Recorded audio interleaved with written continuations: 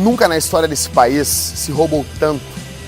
Nunca na história desse país houve tanta corrupção. Nunca na história desse país houve tantos conchavos políticos. Nós temos uma eleição que está se avizinhando, se aproximando. E diante disso tudo, o que Deus tem a nos dizer? O que a Bíblia fala sobre o papel do Estado e o papel de cada cidadão? Junte-se a nós na série de mensagens Que País é Esse? Na Vintage 180. Você é muito bem-vindo.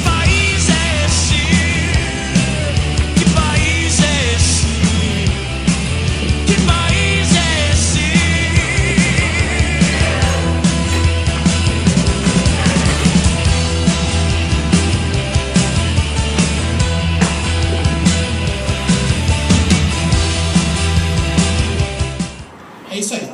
Pastor Jack é com você. Boa noite. Boa noite. Boa noite. Vamos ficar de pé aí, pessoal. Quem tá cansado, vamos ficar de pé, feliz da vida. Tô feliz porque hoje eu posso usar essa caneca aqui, né? Porque meu time ganhou ontem dentro do Maracanã e foi muito bom. Ah, vocês estão comemorando isso? Então, na fase que a gente tá, meu velho, os gremistas, na fase que a gente tá, eu comemoro até vitória em jogo de botão. Entendeu? Tô muito feliz. Bom, seguinte, deixa eu abrir aqui meu esboço.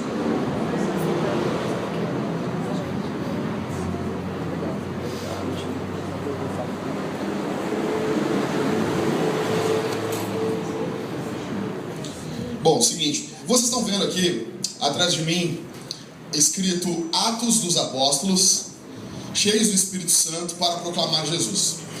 Na mudança, aqui para a igreja, nós vamos fazer um fundo sempre para a série de mensagens. E essa aqui ficou pronta semana passada. Justamente uma semana antes nós abrimos uma lacuna e começar uma minissérie de 4 semanas sobre o cristão e a política, ou melhor dizendo, que país é esse, né? Que foi o título aí dado por uns irmãos, né, irmã? Né? Irmã Thalita. Irmã Thalita queria ver sangue.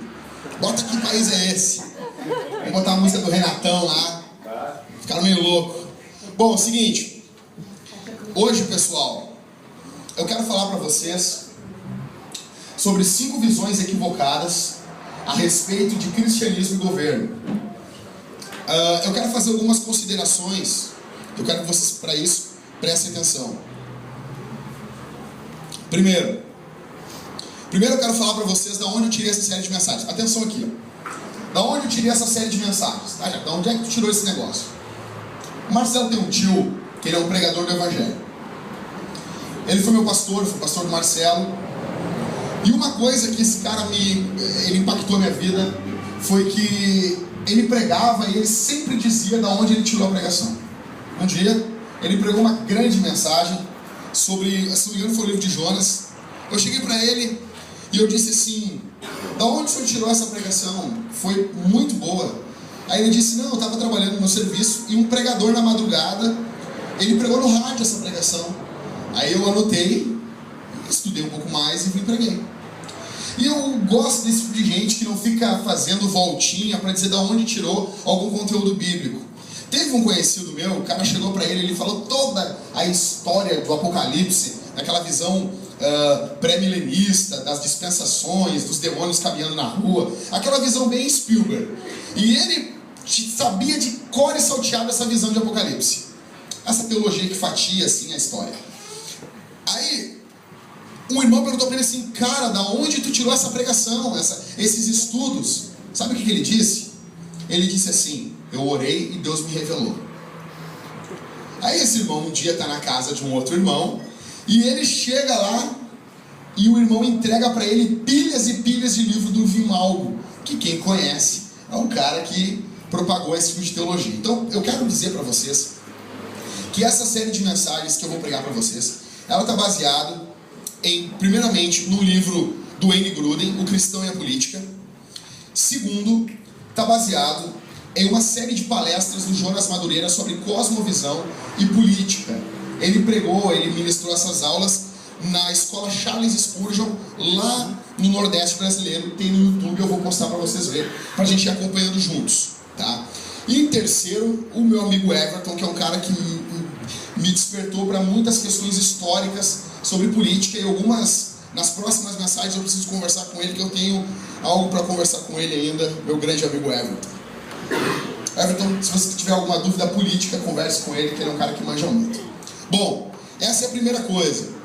Segundo, pessoal, existe uma necessidade de ensinar o povo diante das eleições que estão chegando. Presta atenção aqui. Nós temos agora, dia 5 de outubro, votações para presidente, vice-presidente da República, deputados federais, senadores, governadores, vice-governadores, deputados estaduais, e governador e vice-governador, no caso do Distrito Federal, que não é o nosso caso, e os deputados do Distrito Federal também. Nós não podemos olhar para nós simplesmente com o âmbito de uma santificação pessoal. Presta atenção nisso. Nós temos uma visão de igreja, uma visão eclesiástica, que enxerga a igreja como algo que está totalmente alienado dos assuntos do mundo. Então, nós queremos pregações que vão falar sobre os nossos problemas pessoais, que vão falar sobre os nossos dilemas, que vão falar sobre as nossas crises, e nós estamos muitas vezes nos lixando para o que está acontecendo no Brasil e na nação brasileira. Mas para sentar o pau, para reclamar, nós somos os primeiros. Vocês já vão sentar, tá? Quem está cansado, fica sentado mesmo, fica tranquilo.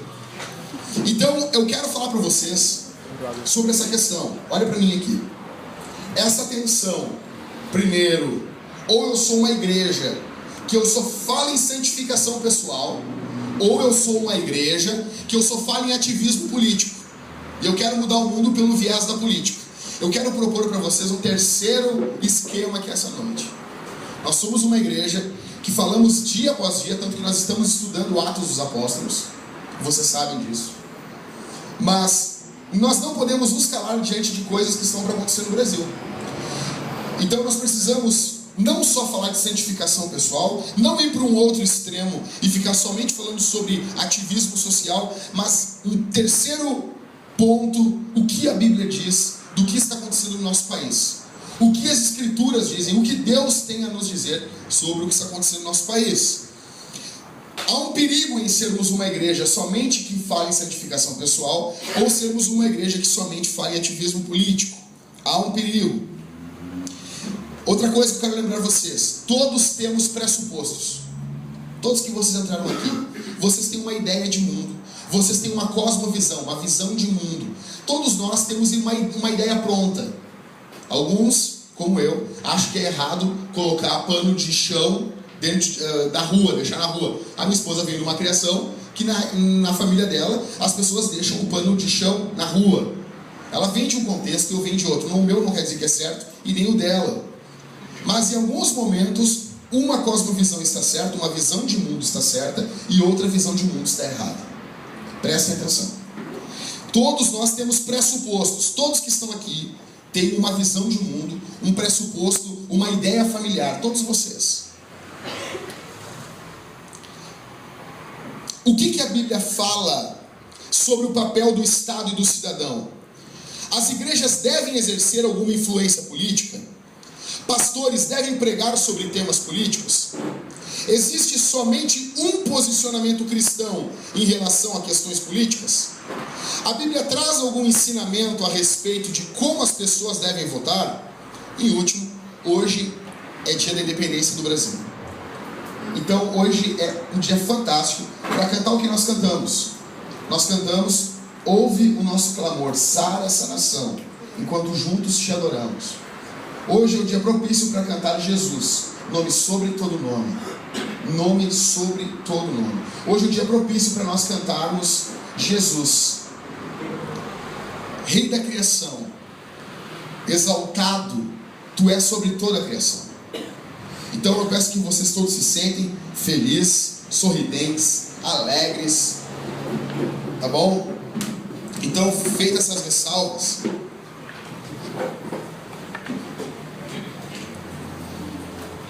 hoje é um dia propenso para nós meditarmos sobre o que está para vir. Vamos abrir a Bíblia em Romanos, sentado mesmo. Capítulo 13.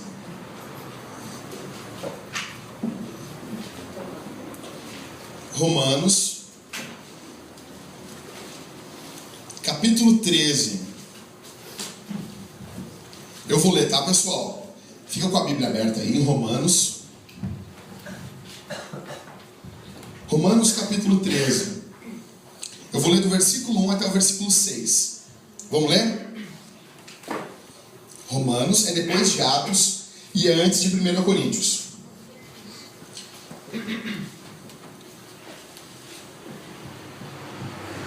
Romanos 13,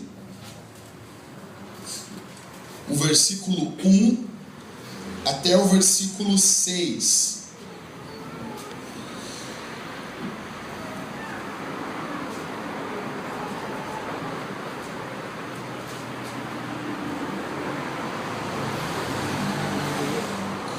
Posso ler?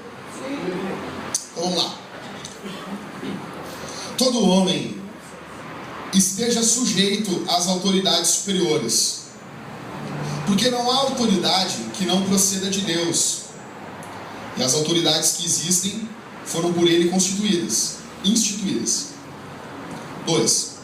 De modo que aquele que se opõe à autoridade resiste à ordenação de Deus, e os que resistem trarão a si mesmo condenação. Porque os magistrados não são para temor quando se faz o bem, e sim quando se faz o mal. Eu vou ler de novo aqui, tá? Porque os magistrados não são para temor quando se faz o bem, e sim quando se faz o mal. Queres tu temer a autoridade? Queres tu não temer a autoridade? Faze o bem e terás o louvor dela, visto que a autoridade é ministro de Deus para o teu bem. Aqui Paulo está dando as características do que o Estado deve ser e fazer. Porque a autoridade, visto que a autoridade é ministro de Deus ou serva de Deus para o teu bem. Entretanto, se fizeres o mal, teme, porque não é sem motivo que ela traz o quê? O quê? Instrumento de execução. Porque não é sem motivo que ela traz a espada, pois é ministro de Deus, vingador, para castigar o que pratica o mal. 5.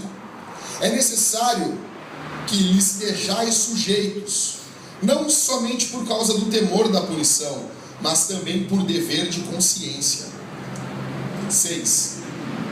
Por esse motivo também pagais tributos, porque são ministros de Deus, atendendo constantemente a esse serviço.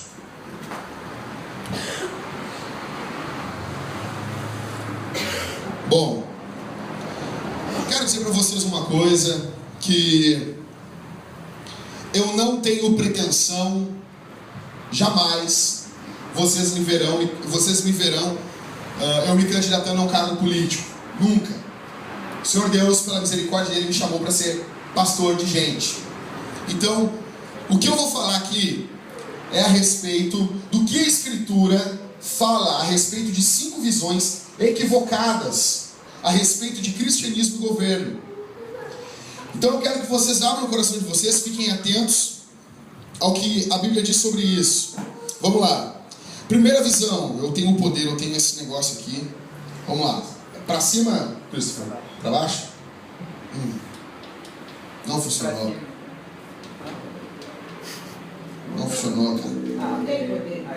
Ó. Mas, então, primeira visão equivocada a respeito do cristianismo e governo. O governo deve impor a religião. Essa é uma visão equivocada. Bom, nós tivemos guerras religiosas na Europa no século XVI, no século XVII, entre católicos e protestantes. Nós tivemos perseguições realizadas por grupos luteranos aos anabatistas na Suíça e na Alemanha. Hoje nós temos o quê? Países islâmicos que matam cristãos. Quem de vocês não recebeu já algum vídeo de alguém que mandou para vocês de um cristão sendo decapitado, arrancando a cabeça de um cristão? Eu não posto esse tipo de coisa, tá? Mas nesse momento, quando nós estamos reunidos aqui, tem cristãos no mundo todo sendo perseguidos por pessoas que querem impor a sua religião com base na lei, utilizando a lei do país como uma imposição de se colocar goela abaixo a religião sobre as pessoas. Então essa é uma visão equivocada por alguns motivos. Jackson, por que o governo ele não deve impor a religião? Ou por que quando o governo impõe a religião, isso é uma visão equivocada, uma visão errada? Primeiro, Jesus fez distinção entre o reino de Deus e o reino de César. Olha aqui para mim. Mateus 22:17 diz assim: dize-nos, pois, o que te parece? É lícito pagar o tributo a César ou não? Os caras chegam para Jesus e dizem assim: nós devemos pagar os impostos para César, para Roma? Devemos pagar ou não? A Bíblia diz que Jesus conhecia o coração deles. O que Jesus faz? Pega a moeda aí, cara. Aí os caras pegaram a moeda, né? Aí Jesus vai dizer: me mostrem a moeda do tributo. Aí os caras trazem um denário para ele. Ele perguntou: de quem é esta efígie? De quem é essa imagem? Aquilo era um pavor para o judeu, porque o judeu tinha medo de estar adorando um Deus, porque não podia fazer imagem de ninguém, e tinha uma imagem de César ali. Jesus pega tranquilo aquela moeda e diz assim: de quem é essa efígie? De quem é essa imagem? Aí os caras dizem assim: é de César. Aí Jesus diz: dai a César o que é de César e dai a Deus o que é de Deus. Jesus está mostrando que deve haver dois âmbitos de influência. Existem coisas que dizem respeito ao governo civil, o que é de César. Existem coisas que dizem respeito ao governo de Deus, que é o que é de Deus. A igreja não deve impor nas questões de César. A igreja não deve se meter de forma impositiva nas questões do governo. E nem o governo deve impor as suas sanções naquilo que é de Deus. O governo não pode. O governo não pode proibir o nosso culto. Ele não tem o poder para isso dado por Deus. Da mesma forma que Deus não nos deu o poder para impor a religião para as pessoas com base na lei. Nós não podemos fazer isso. Jesus não fez isso. Isso é revelador. Existem coisas que só dizem respeito ao governo civil. Logo, a igreja não deve tentar controlá-las. Em contrapartida, existem coisas que dizem respeito à vida religiosa das pessoas, o que é de Deus. Logo, o governo civil não deve controlar. O que é de Deus não deve estar sob o controle do governo. Não pode.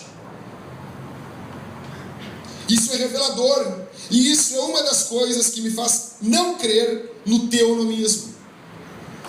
Jesus não vem com uma proposta de teonomia, ou seja, a aplicação das leis civis de Israel para o Novo Testamento.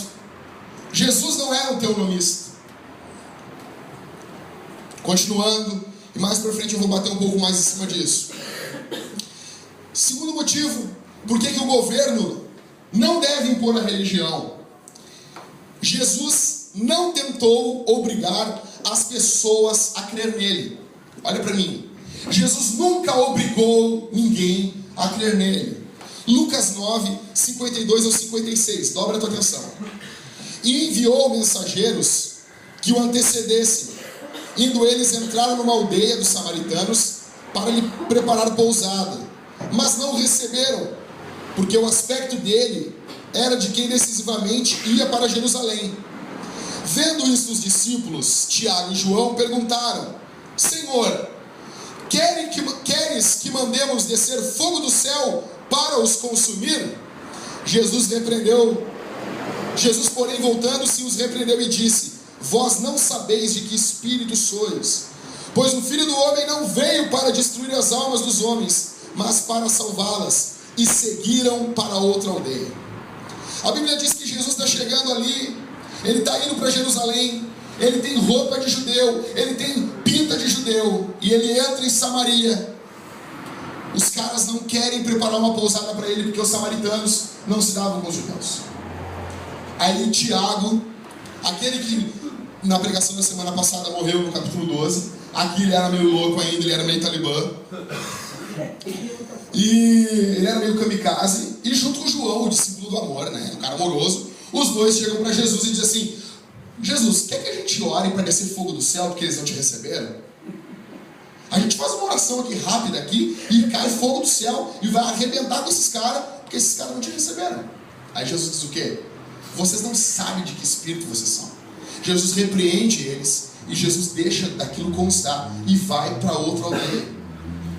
Nós não vemos no Novo Testamento a fé cristã sendo imposta ao mundo. Nem no Antigo Testamento. A fé judaica foi imposta a outras nações. Isso nunca aconteceu. Uma imposição. Quando a pessoa vinha de uma outra nação para a nação judaica, aí ela se submetia. Mas ela não era obrigada a ver. Em terceira razão, por que o governo não deve impor a religião? Não há como impor uma fé autêntica. Não tem. A conversão é uma obra do Espírito Santo.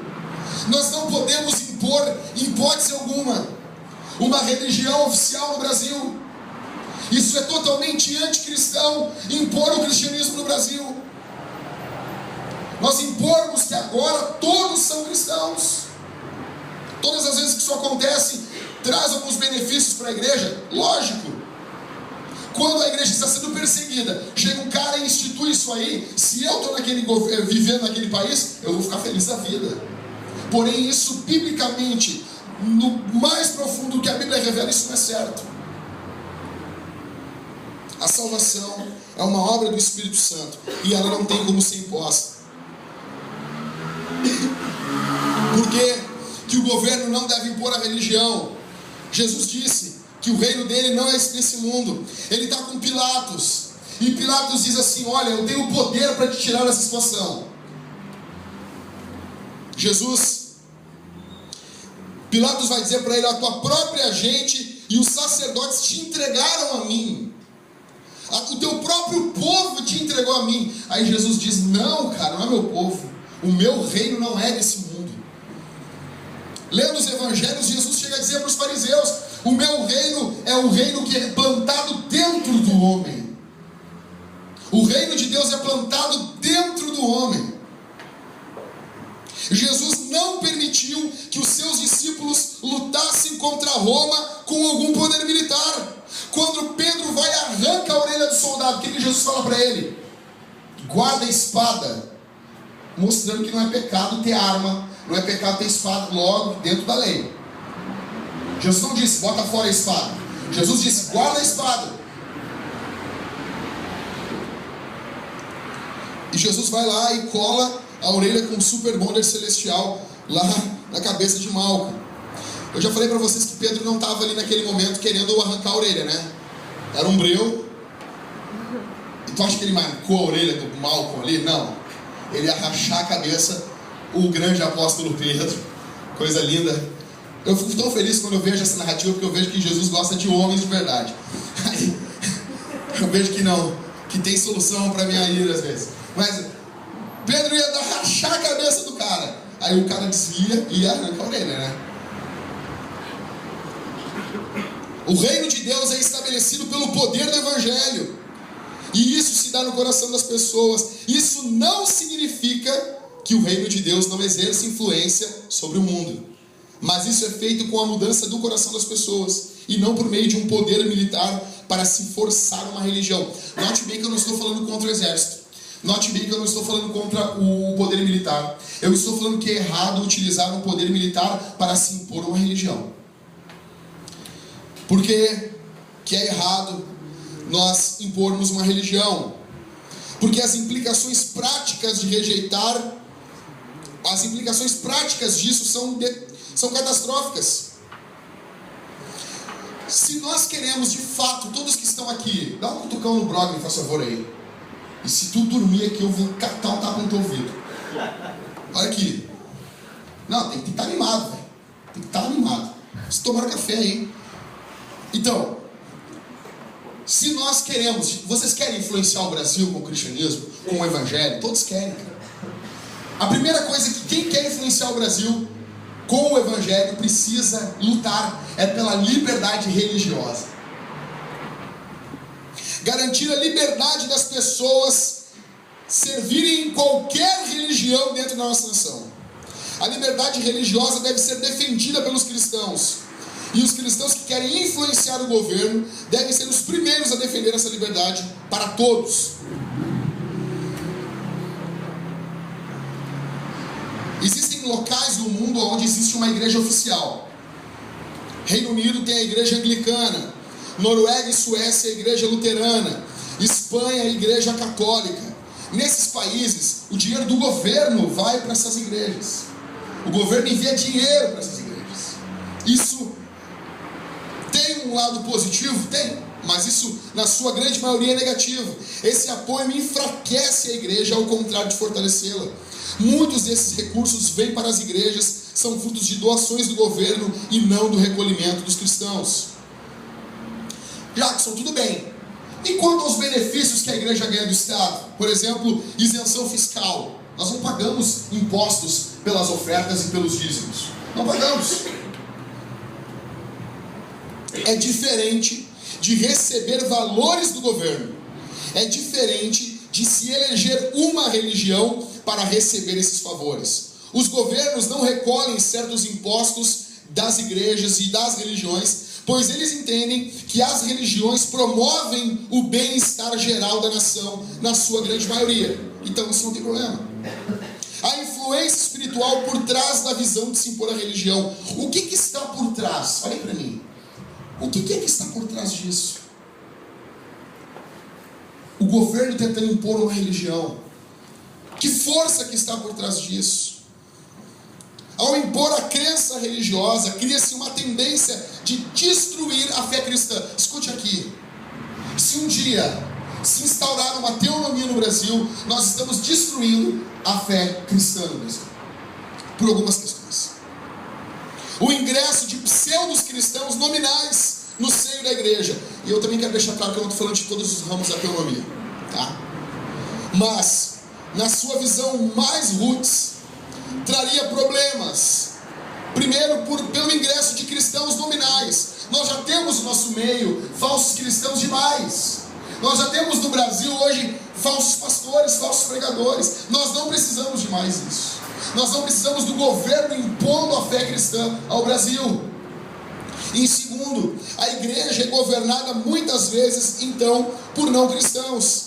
E ainda que acreditem que estão fazendo bem, eles estão, na verdade, destruindo a igreja. Essa igreja, ela não morre no momento, mas com o tempo, ela se torna morta espiritualmente ineficaz. Olha para mim. Impor a religião, em última instância, é destruir a igreja no Brasil. Em qualquer lugar no mundo. Impor o cristianismo é destruir a igreja. Porque a pessoa vem sem se converter. Nós não podemos, hipótese alguma, defender a imposição da religião. Segunda visão errada. O governo, então, ele deve excluir a religião. Também não.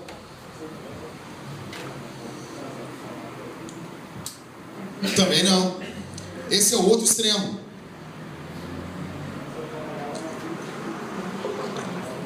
De acordo com esse ponto de vista, o lugar da crença religiosa é em casa. Olha para mim. Vocês já ouviram isso, né?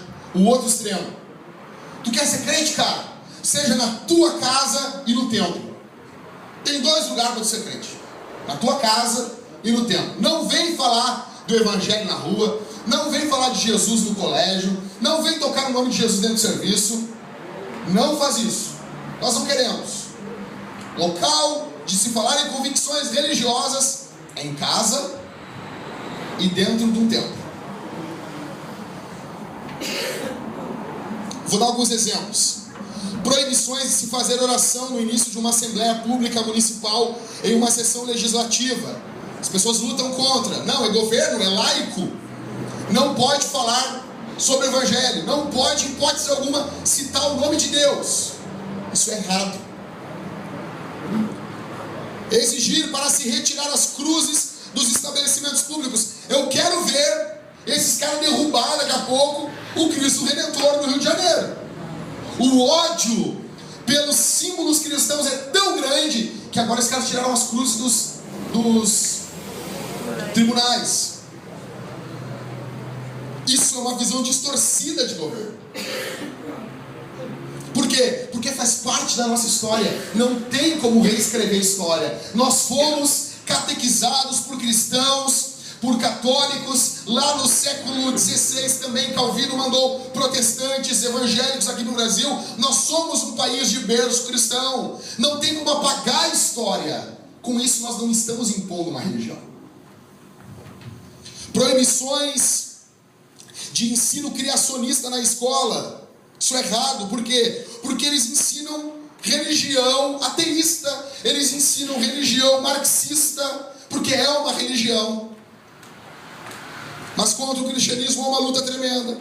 Proibições de orações na sala de aula. Proibições de leitura bíblica na escola. Na escola hoje não se pode mais ler a Bíblia.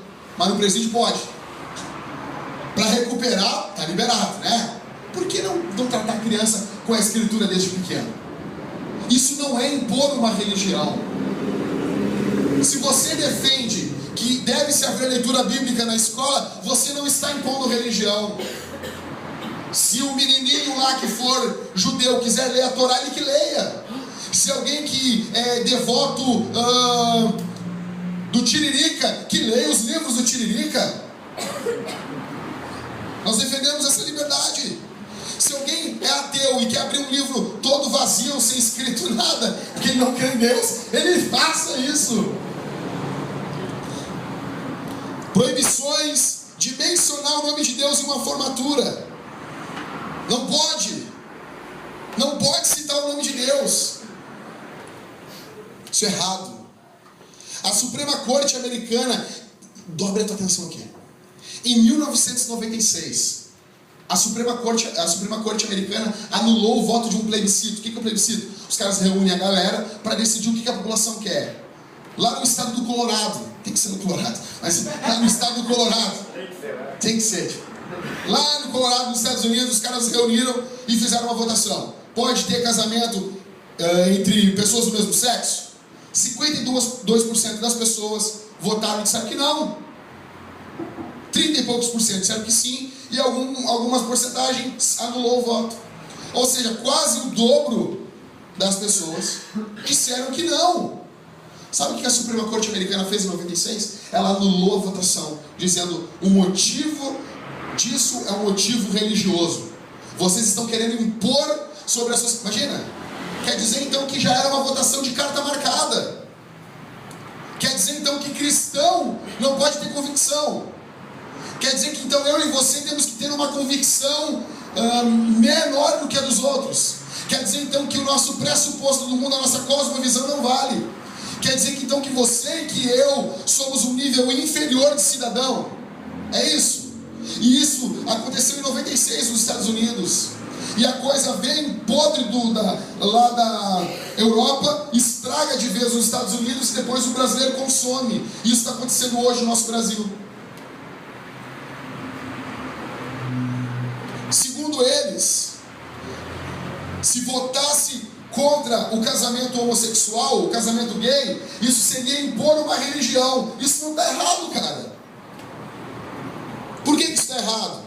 Não se faz distinção entre o motivo para uma lei e o conteúdo dela. Olha aqui para mim, tem diferença, força a atenção, entre o motivo para uma lei e o conteúdo dela. O motivo da lei pode ser um motivo religioso, mas o conteúdo pode ser bom. Exemplo: existem inúmeros motivos religiosos por detrás de várias leis, e isso não é impor uma religião. Exemplo, não matar. Não matar, o motivo primeiro, quando se criou essa lei, é o motivo religioso. É a influência dos 10 mandamentos. Vai na PUC, os caras estão estudando o Decálogo. Eles estão estudando o Êxodo. Estão estudando o Código de Hammurabi? Sim, mas eles estão estudando Êxodo. Não roubar. Isso é fruto da crença cristã, da propriedade privada. Do que é teu. Do que uma pessoa se adonar de uma coisa de outra pessoa, isso é roubo, isso é errado, isso é fruto de uma influência cristã na sociedade. Abolição da escravidão, luta contra o racismo e contra a discriminação feita por Martin Luther King. Olha aqui para mim. Então, o motivo para se criar leis para não matar é um motivo cristão. E eles aboliram essa lei. O motivo para não roubar é um motivo cristão. Eles aboliram essa lei? Não. Fazem uma votação e não aceitam a opinião dos cristãos, sendo que é a maioria na sociedade. Por que isso é errado? Essa cisão, ela é equivoca. Ela é equivocada porque ela desconsidera a vontade do povo. Essa visão tenta criar uma classe inferior de cidadão. O religioso, você que está aqui essa noite, segundo o governo, nós seríamos indignos de opinar e de transmitir os nossos valores à sociedade. Todos podem, o religioso não. Isso deve ficar bem claro. Isso não é impor a nossa opinião, isso é influenciar. Se é voto, se é democracia, a maioria decide. Se a maioria decidir pelo casamento gay, que se casem. Mas se abrir um plebiscito e nós votarmos contra, não pode. Isso não é impor uma religião. Essa visão, ela é errada porque ela transforma a liberdade religiosa em ausência de religião. Usar motivos religiosos para aprovar uma lei secular não é o mesmo que estabelecer uma religião. Nós não estamos lutando para estabelecer uma religião no Brasil. Essa visão é errada porque restringe indevidamente a liberdade religiosa e a liberdade de expressão. Todos os cidadãos são iguais. Todos podem dar suas opiniões, até os ateus. As pessoas são livres para expressar e para basear as suas convicções em Buda, em Confúcio, Talmud, músicas do molejão. Tem samba com molejo, samba é diferente. Isso é uma ideia de vida, isso é um projeto de vida. Eu vou varrendo, eu vou varrendo, eu vou varrendo. Isso não é uma filosofia de vida? Projeto do cara, Mateus, é varrer. Molejão maior que Iron Maiden. Molejão maior que Beatles. O cara pode fazer tudo isso, mas não pode basear a sua cosmovisão na Bíblia. Dá chilique. Dá chilique. Tem um bandido também. Que isso, rapaz? Pode falar tudo, pode ter toda a opinião, mas fala Jesus. Dá chilique. Dá chilique. Por que um discurso de formatura pode mencionar Renato Russo? Pode mencionar o El Chan? Pode mencionar Shakespeare, Arnold Schwarzenegger, Sylvester Stallone, mas não pode falar Bíblia. Não pode. Essa visão é errada porque ela nunca foi adotada oficialmente no Brasil. O Brasil nunca adotou essa decisão da igreja, dos cristãos não poderem influenciar a sociedade. Nunca. Essa visão é errada porque ela afasta do governo os ensinamentos de Deus a respeito do bem e do mal. Olha aqui.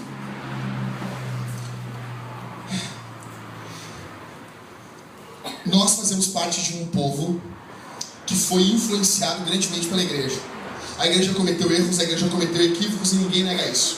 Porém, a visão que nós temos no Brasil de coisas moralmente certas e coisas moralmente erradas vem de uma cosmovisão de onde existe um Deus e onde esse Deus é absoluto. Olha aqui para mim. Nós precisamos de um absoluto para desse absoluto tirar leis para as pessoas. Essa visão é errada. Sétimo, essa visão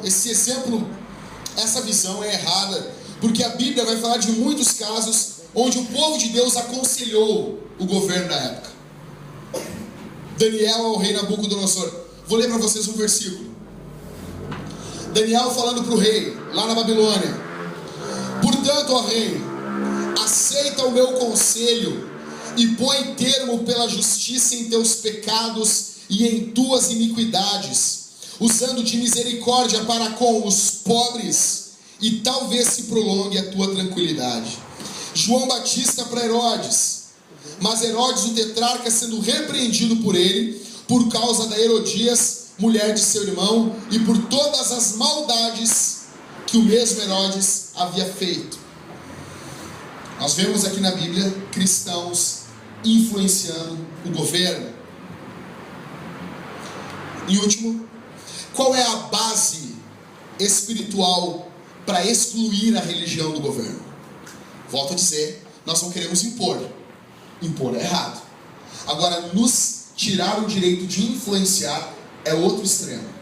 Quem é que quer tirar a influência do cristianismo, da igreja, do Estado? A base espiritual para excluir a religião do governo, a base é destruir todos os padrões absolutos. Tudo será questionado. Pessoal, olha para mim. Assim, alguém aqui no nosso meio que é favorável à pena de morte em caso de pedofilia? Eu sou. Respeito quem não é, tá? Alguém aqui que é favorável? Respeito quem não é. Por que nós consideramos a pedofilia um crime terrível? Porque nós partimos de um pressuposto moral absoluto que é Deus. Se nós tirarmos o padrão absoluto de uma sociedade que é Deus, no momento, alguns crimes não serão mudados, mas com o passar dos anos, essa sociedade vai caindo em uma alienação total de Deus, ao ponto que coisas que hoje para nós são terríveis, daqui a 20, 30, 40, 50 anos serão instituídas no nosso país, como pedofilia, como casamentos de pessoas do mesmo sexo, como outra coisa na questão de casamento de pessoas do mesmo sexo. Por que a ânsia é casar um gay com outro gay? Por que eles não querem casar 5 homossexuais juntos? Por que o padrão deles é se espelhar no cristianismo? Por que eles não querem uma lei para aprovar? Nós queremos casar 10 homossexuais, todos juntos. Por que o padrão é um padrão cristão monogâmico? Vem dias por aí, pessoal, onde haverão leis, se nós não tivermos consciência, onde será obrigado a fazer um casamento homossexual dentro da igreja. Já que você não faz? Claro que não. Mas e a lei? Eu vou cumprir a lei, eu vou preso? A lei me dá 2 opções. A lei me dá 2 opções. Tu casa? Não, não caso. Então tu é preso. Eu vou cumprir a lei. Vai casar? Não, eu vou preso. Eu estou cumprindo a lei. Eu vou cumprir a lei, eu vou preso. Simples. Olha aqui para mim. Assim não se destrói somente a menção ao nome de Deus, mas se destrói uma sociedade. Volto a dizer, o cara quer pegar e quer ser homossexual, ele não vai ser morto por isso. Ele vai ser defendido, ele vai ser amado, ele vai ser protegido como um cidadão brasileiro. Simples. Ele é um cidadão. O cara quer adorar o diabo, o Exu linguiça. Ele adora o Exu linguiça. Ele faz o que ele quiser. Ele vai ser amado adorando o Exu linguiça. E se bater nele, porque ele adora o Exu linguiça, é perseguição religiosa. Simples assim. Nós vamos lutar pela liberdade desse cara. Só que nós não podemos abrir mão de influenciar o governo com o evangelho. Não impor, influenciar. Porque senão não se destrói somente a menção ao nome de Deus, mas a nossa sociedade vai ser destruída. E os teus filhos viverão em uma sociedade destruída. As leis são reflexo da concepção de um legislador. O universo, sabe, olha para mim. Os caras, alguns cientistas, eles pararam e eles olharam que o universo possui leis. Lei da gravidade, possui a lei da entropia. E eles analisaram e viram a questão das leis. Eles disseram, cara, se tem lei, é porque tem um legislador. É porque tem alguém que criou as leis.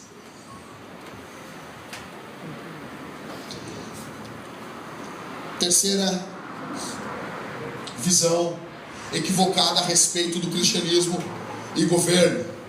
Todos os governos são perversos e demoníacos. Você já ouviu isso aí, né? Ah, não presta. É tudo perverso e demoníaco. Esses defendem o pacifismo militar. Essa galera aí, ó, eles dizem que não tem que ter exército. Nós devemos amar as pessoas. Eles são cristãos. Não apanharam quando era criança, mas são cristãos. Nós devemos amar as pessoas. Não podemos ter um exército, porque Jesus, ele disse, dá outra face. Se o cara diz pra mim isso, vira a cara pra mim, então, me dá outra face aí, que tu vai. Eles argumentam que Jesus mandou dar outra face. Mateus 5,39. Então eu não poderia ter retribuição por crimes. Eles argumentam com base em Lucas capítulo 4, versículo 6, quando o diabo diz, dar-te-ei toda a autoridade e a glória dos reinos, porque ela me foi entregue e eu dou a quem quiser. Aí eles pegam uma palavra do diabo e dizem que tudo aqui é do diabo. Mas eles ignoram Daniel 4,17. O Altíssimo tem domínio sobre o reino dos homens, e o que dá a quem quer, e até ao mais humilde dos homens constitui sobre eles. Romanos 13, que eu li com vocês. Eles ignoram 1 Pedro capítulo 2, versículo 13. Dobra atenção aí, irmão.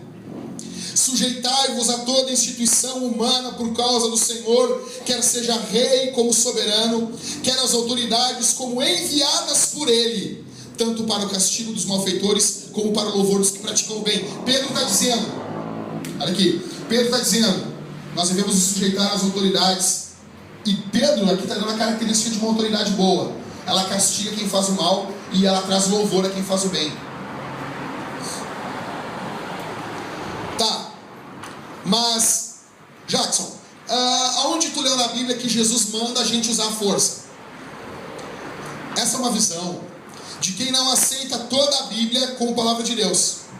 Primeiro, Jesus em momento algum contrariou o Antigo Testamento, e pelo contrário, ele disse que o Espírito Santo nos ensinaria todas as coisas, que são as epístolas, e que o Espírito Santo nos faria lembrar de todas as coisas, que são os evangelhos.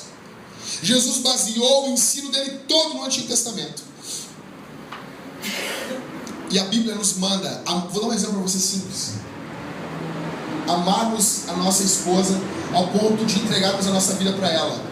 Esse pessoal que diz que todos os governos são perversos e demoníacos, tem um escritor americano que ele disse que se um cara entrasse na casa dele para estuprar a mulher dele, ele não faria nada, porque ele tem que amar, e ele tem que ser amoroso, e ele tem que ser querido com as pessoas. E se o cara entrasse lá para bater no filho dele, na frente dele, na casa dele, ele não faria nada. Ele ia pegar a cara do guri e ia virar outra cara ainda.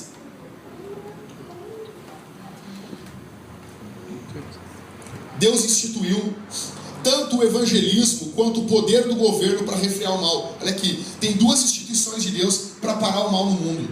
O evangelismo, mas não é só o evangelismo, é o governo. O problema desse pessoal é que eles não entendem. Jesus mandou virar outra face? Olha aqui para mim. Jesus mandou virar outra face? Mandou, cara. Jesus também fala assim, se te baterem na face direita, vira à esquerda. É assim que está no texto. Mateus 5 eu porém vos digo, não resistais ao perverso, mas a qualquer que te ferir na face direita, volta-lhe também a outra. Ou seja, o cara para bater no rosto direito de vocês, normalmente ele vai ser direito, ele tem que bater nesse lado, assim, com o lado de fora da mão. É um ato de desprezo.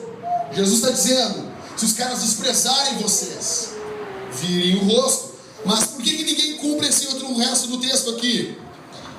Ao que demandar contigo e tirar-te a túnica, deixa também a capa.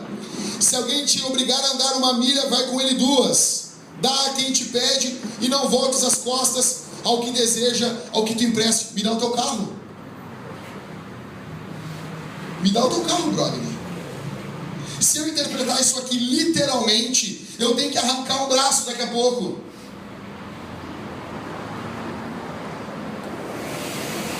O contexto do que Jesus está falando está dentro de humilhação, está dentro de entrega, de renúncia. Mas Jesus vai mais a fundo e vai dizer: cara, se o teu braço te escandaliza, te faz pecar, arranca ele fora. Vocês entendem isso literalmente?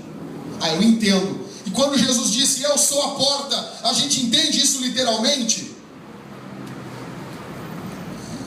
Romanos 13: porque os magistrados não são para temor quando se faz o bem, e sim quando se faz o mal. Queres tu não temer a autoridade? Faz o bem e terá louvor dela, visto que a autoridade é ministro, é servo de Deus para o teu bem. Entretanto, se fizer o mal, teme, porque não é sem motivo que ela traz a espada, pois é ministro de Deus, vingador para castigar e praticar o mal. Olha para mim, Romanos 12, a Bíblia não tinha versículos e nem capítulos. Olha para mim. No Romanos 12, no finzinho do capítulo, Paulo diz: não vos vingueis, não se irem, a vingança pertence a Deus. Aí no capítulo 13 ele diz que o Estado é vingador de Deus, ou seja, nós não podemos nos vingar. Mas quando o Estado executa juízo, é Deus vingando através do Estado. Então, bater na uma face é algo individual. Você não vai revidar a afronta do mundo, é algo individual, não é algo para o Estado. Deus não está mandando o Estado virar outra face. E olha aqui para mim, cara, eu fico louco com isso. As pessoas já disseram assim, vou dar um exemplo simples para vocês. Nós não podemos defender a pena de morte para casos hediondos. Casos hediondos é o quê? É o cara lá com 17 anos e faltando um dia para fazer 18 anos, ele deu um tiro no olho da namorada dele. Ele deu um tiro no olho da namorada dele. Se fosse a tua filha, você ia matar esse cara, porque o Estado não tem poder contra esse cara. Mas se o Estado age de forma severa, valorizando a vida, porque um país sério valoriza a vida. Um país sério, a vida é valorizada. A tua vida e a vida do teu filho tem valor. Se um país sério valoriza a vida e executa juízo contra esse cara, primeiro que as vítimas passam a ter paz, passam a ter sossego, sabendo, não, está sendo executado juízo. A vingança não pertence a você, não pertence a mim. Isso pertence ao Estado. Romanos 13 está falando. Só que é difícil falar isso, porque as pessoas pegam o ensino que Jesus disse de bater na outra face, e isso é um ensino individual. Se bater na tua face você vira, mas a questão de um crime é o Estado tem que compor a vingança, a punição. E notem que o termo bíblico é punição, não é em caráter corretivo. Nem sempre a punição do Estado tem um caráter de corrigir a pessoa e de recuperar a pessoa. Biblicamente, vai ter momentos que o caráter é apenas punitivo e vingativo e ponto. Você fez, vai haver uma vingança de Deus. O texto está dizendo, não é você que vinga, não sou eu. É a retribuição pelo crime. Primeiro, em um país islâmico, o cara rouba, ele bota a mão ali em cima de um tijolo, um cara vem com um machado e o cara arranca os dedos dele na hora, sem julgamento, sem nada. O que está falando, Jackson? Eu estou falando que um país cristão que defende até a pena de morte para casos hediondos, sabe como é que funciona? É totalmente diferente. Você pega esse cara, ele não tomou um tapa, ele deve ir para um presídio, deve ser bem tratado, deve ser bem cuidado. O que nós estamos defendendo é isso. Não é esse pavor, esse horror dentro dos presídios do Brasil. Ele vai ser julgado, ele vai ter chance de se defender. Ele vai poder contratar um advogado do gosto dele e não um advogado que é imposto pelo governo. E se ele for provado que ele matou, ele pode recorrer. Nós vamos estar pagando a comida para esse cara. É colocado à disposição dele um capelão, ele pode se arrepender dos seus pecados. Como o ladrão na cruz, que Jesus em momento algum disse, desce da cruz porque tu te converteu. Esse cara vai ser julgado. E se esse cara for condenado, ele pode recorrer de novo. E ele pode recorrer umas 3, 4 vezes. E se ele for condenado, o Estado vai dizer para ele assim, cara, infelizmente, tu sabia que tu não podia matar. Infelizmente, tu sabia que tu não podia ter feito isso. Nós não somos Deus. Nós não lemos o teu pensamento. E nós não sabemos se tu vai fazer de novo. E esse cara, ele vai ser executado. Num governo cristão, é assim. O problema, pessoal, é que nós nos doemos muito, muito, muito pelo criminoso. E nós não temos amor nenhum pela mãe que perdeu o seu filho morto a facadas. Nós não temos compaixão nenhuma pelo policial que foi espancado e está hoje, eu vi as fotos hoje, em cima de uma cadeira, em cima de uma mesa, vegetando, com quase 40 quilos. Um homem que era um homem ativo, que defendia a sociedade, e espancaram ele quase até a morte. Nós não temos compaixão a essas pessoas. Nós vamos atrás de discursos esquerdistas que ficam amando somente o vagabundo que mata e executa, mata crianças, estupra as pessoas. Jackson, essas pessoas não são alvo do nosso amor? São. Como igreja nós amamos, como igreja nós pregamos, como igreja nós acreditamos que elas se convertem, como igreja nós admitimos ela no corpo da igreja, como morando dentro de um presídio, nós visitamos, nós queremos que ela se salve, mas ela deve pagar pelo seu crime. E essa visão, ela acredita que nós não devemos defender a nossa família, que nós não devemos em momento algum defender os mais fracos. Eles se baseiam na visão de Jesus só nos evangelhos, e eles não olham que Jesus também se revela em Apocalipse.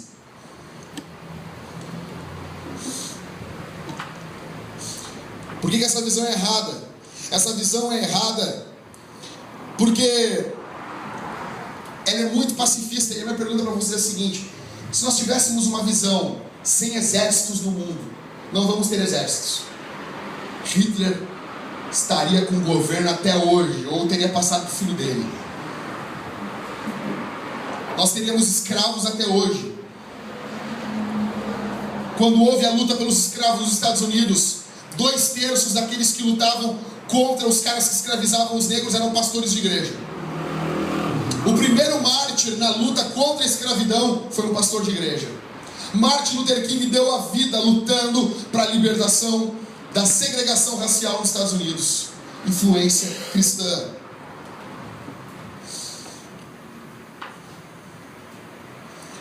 O que aconteceria se não tivéssemos exércitos, polícias?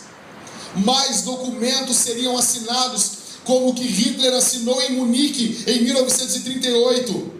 Os homens entregaram a Hitler uma porção considerável da Tchecoslováquia, sem objeção nenhuma da Inglaterra, em troca de promessas vazias, onde ele iria manter a paz. Hitler assinou um documento, e ele disse: não, fica tranquilo que eu vou ser pacífico, em 38. Na década de 40 ele estava começando, estourando a Segunda Guerra Mundial contra o mundo. E se não tivéssemos exércitos, homens que deram a sua vida, hoje nós não estaríamos aqui. Esses pacifistas que eles saem na rua dizendo: não, nós não devemos coibir o crime, eles só podem lutar para não coibir o crime, porque se coíbe o crime, porque se não se coibisse o crime, eles estariam mortos. Os pacifistas não existiriam em um mundo pacifista. Jesus em momento algum lutou contra os soldados romanos. Jesus em momento algum lutou até contra os fariseus. Ele disse a hipocrisia dos fariseus. O que está errado é o que está errado. Simples. Correndo, pessoal. Quarta visão equivocada a respeito do cristianismo governo. A igreja deve se dedicar ao evangelismo e não à política. É bonita essa declaração, é linda, mas não é bíblica. Correndo. Mateus 28, Jesus diz: ensinando a guardar todas as coisas que eu tenho dito a vocês. O evangelho, bem rápido, olha para mim. O evangelho vai além de João 3,16. Jesus te ama, Jesus quer te salvar e vai para o céu. Não, vai além.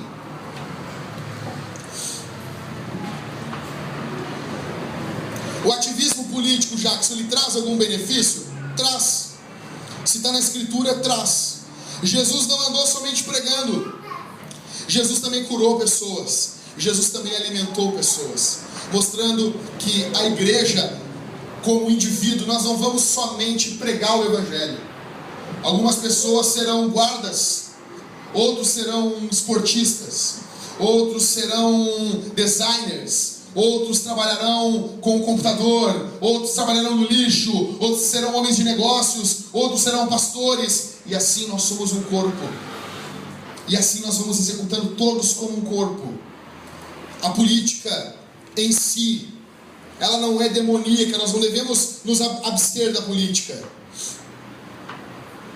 Pessoal, enquanto nós estamos aqui nesse momento, na Coreia do Norte, as pessoas estão comendo os seus filhos, estão assando os seus filhos, porque não tem comida, porque lá existe um governo totalitário, existe um governo maldoso, um governo que impõe as suas leis, que persegue a igreja.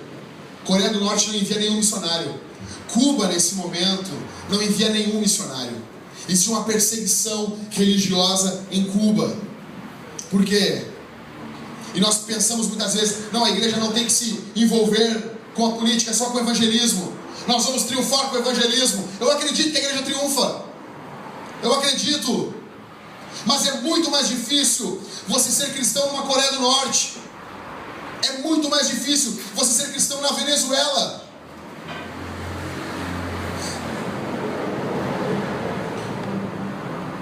Deus não deixou você aqui nessa terra só para pregar. Deus deixou você aqui nessa terra para você fazer o bem também. A Bíblia diz: amarás o teu próximo como a ti mesmo. Fazei o bem em todas as coisas. Lá em Gálatas 6:10, resplandeça a vossa luz aos homens. Efésios 2:10, Deus preparou as boas obras para que nós andássemos nelas. Fazer o bem é um dos propósitos do qual Jesus deixou a sua igreja na terra ainda. Deus instituiu a igreja e o governo para refrear o mal. Dobra a tua atenção, estou no finalzinho aqui. Dobra a tua atenção numa coisa.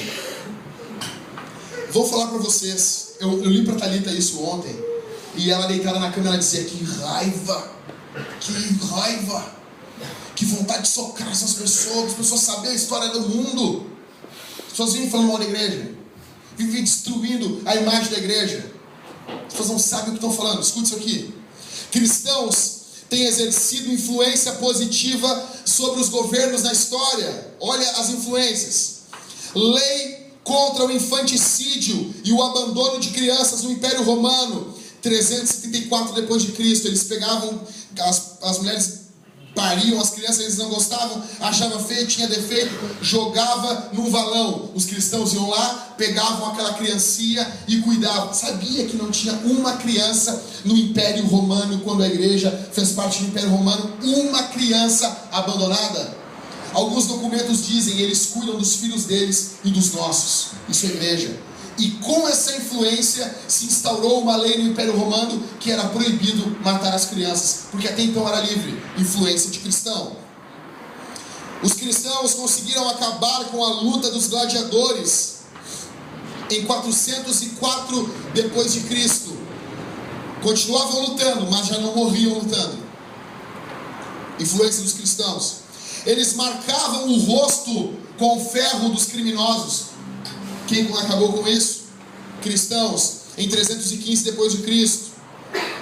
Os cristãos foram que criaram a separação de mulheres e homens dos presídios. Até então elas eram estupradas e mortas dentro dos presídios porque ficavam dentro com os homens. Quem acabou com isso? Cristãos, em 361 depois de Cristo. Contra o sacrifício humanos entre os irlandeses, prussianos e ituanos. Quem acabou com isso? Cristãos influenciando o governo. Leis que criminalizam a pedofilia, cristãos. Direito das mulheres, cristãos. Proibição da poligamia, cristãos. Dobra a tua atenção aqui, mulher. Proibição de queimar vivas as viúvas na Índia quando seus esposos morriam, 1829. Quem acabou com essa lei? Cristãos. Quando os missionários chegaram na Índia, eles lutaram no governo, influenciando o governo, porque o cara morria, eles tinham um costume, numa lei demoníaca, que eles matavam a mulher queimada, a viúva, junto com o marido. Os cristãos influenciaram a lei e as mulheres hoje estão vivas na Índia. Fim de deformar os pés das meninas na China, cristãos influenciando o governo. Escolas públicas na Alemanha no século XVI, cristãos influenciando o governo. Luta contra a escravidão, William Wilberforce e outros cristãos influenciando o governo. 2/3 dos abolicionistas eram pastores. Olha isso aqui. Universidades americanas. 184 universidades americanas existiam em 1920 e 92% dessas universidades foram fundadas por cristãos, pela igreja. Quem criou os hospitais? Igreja. Quem criou o formato de escola que nós conhecemos? A igreja. O ativismo político não distrai o evangelho, não vai nos distrair do evangelho. Uns são chamados para ser padeiro, faça um pão gostoso. Outros são chamados para ser leiteiro, não coloca álcool no leite. Outros são chamados para ser professores, ensine com dedicação. Outros são chamados para ser pastores, pastoreiem com amor o rebanho de Deus. Outros são chamados para ser políticos, influencie e não se corrompa no meio daqueles ímpios. Outros são caminhoneiros, outros são homens de negócios, outros são seguranças, outros são lixeiros, outros são músicos, outros são zeladores de igreja, não sei, nós somos um corpo. Nós somos um corpo. Em último, eu sei que vocês estão cansados, segura 5 minutos e eu estou terminado. Último. Última visão equivocada a respeito do cristianismo. A igreja deve se dedicar... É boa a política? Então vamos se dedicar à política e não ao evangelismo. Isso é uma visão equivocada. Gera o evangelho social. Isso é errado. Quem vê o homem como uma vítima no meio de onde ele vive e não o responsável também. Pessoal, nós só teremos uma mudança no nosso país. Nós só teremos uma mudança no nosso país se fizermos 3 coisas. Se o coração das pessoas for mudado e transformado. Segundo, se a mente das pessoas mudar para que as suas convicções morais se alinhem de modo mais próximo aos padrões morais de Deus escritos na Bíblia. E terceiro, se as leis mudarem para que incentivem de modo mais pleno a boa conduta e castiguem a conduta errada. O primeiro, mudar o coração das pessoas, nós vamos conseguir com o evangelismo. Só com o evangelismo.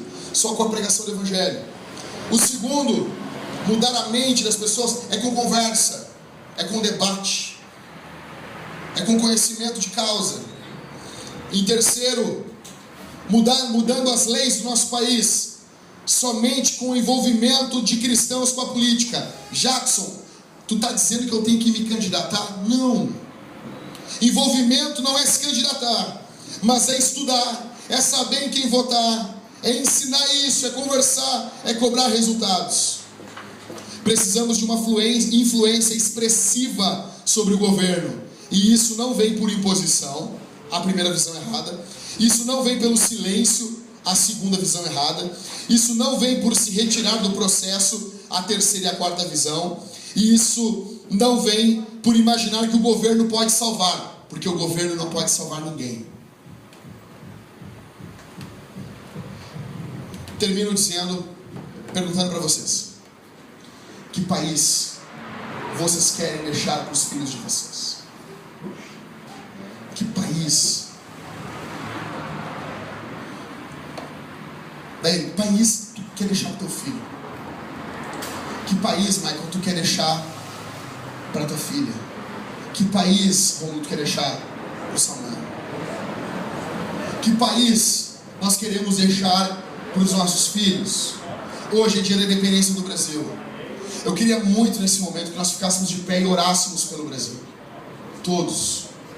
Vamos interceder pelo Brasil.